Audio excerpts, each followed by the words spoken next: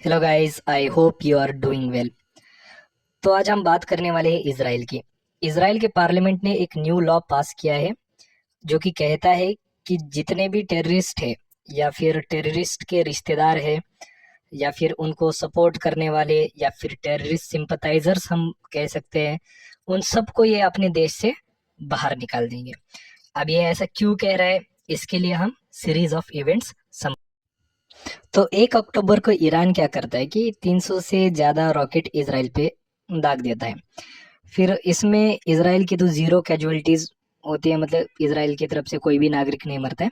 फिर 25 दिनों बाद, मतलब after 25 days, that is on 26 अक्टूबर, सुबह के 2 बजे इसराइल की जो डिफेंस फोर्सेस है, जिसे हम आईडीएफ कहते हैं, वो एक ऑपरेशन लॉन्च करती है जिसमें ये ईरान में जाते हैं और ईरान के जो भी मिसाइल मैन्युफैक्चरिंग साइट्स है उसको वो टारगेट करती है और तबाह कर देते हैं। इसमें इनके surface to air missile arrays ये भी डिस्ट्रॉय हो जाता है। और सुबह के 6 बजे ये इनका जो पूरा मिशन है वो कंप्लीट हो जाता है और इसमें इसराइल का एक भी सोल्जर नहीं मरता है और कोई भी कैजुअलिटीज नहीं आती है। फिर खमेनी साहब कपड़ा वपड़ा पहन के एक अच्छे से स्पीच देने जाते, जिसमें वो इसराइल को धमकी देते कि इसराइल को नष्ट करेंगे, इसराइल को मार देंगे, इसराइल को ये करेंगे वो करेंगे, फलाना ढिमकाना। फिर इसराइल एक और ऑपरेशन लॉन्च करता है और उस ऑपरेशन को ये नाम देते हैं स्टार और सरेंडर।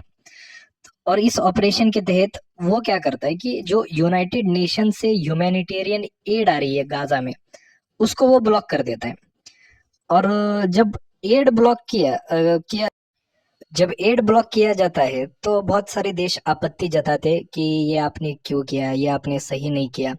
तो इसराइल इसका रीजन ये देता है कि जो थाउजेंड्स ऑफ स्टाफ मेंबर्स है, इन्होंने हमास के अटैक में पार्टिसिपेट किया था पिछले साल। आपने जो भी स्टाफ भरा है आपके उनगा में, जो कि यूनाइटेड नेशन के ऑर्गेनाइजेशन है, ये सभी लोग भी, मतलब ज्यादातर लोग टेररिस्ट को सपोर्ट करने वाले टेररिस्ट सिंपथाइजर से ये सारी गतिविधियां में ये लोग शामिल हैं। तो इसलिए हम क्या कर रहे हैं, आपका जो भी ह्यूमैनिटेरियन एड है वो हम ब्लॉक करें। तो हालांकि ये हर जगह ब्लॉक नहीं होता है, सिर्फ नॉर्दर्न गाजा में उतना ये जो एड है उतना ब्लॉक किया जाता है। इसराइल की जो भी पार्लियामेंट है, जिसको नेसेट भी बोला जाता है, वो एक लॉ पास करती है कि जितने भी टेररिस्ट है उनके देश में उनको डिपोर्ट किया जाए और जो भी लोग इनको सपोर्ट करते हैं या फिर इनके जो भी रिश्तेदार है उनको भी देश से बाहर किया जाए।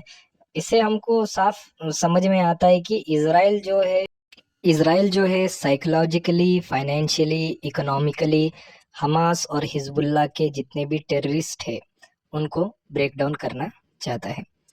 Thank you. आई होप आपको ये वीडियो अच्छा लगा है। Please do like, share and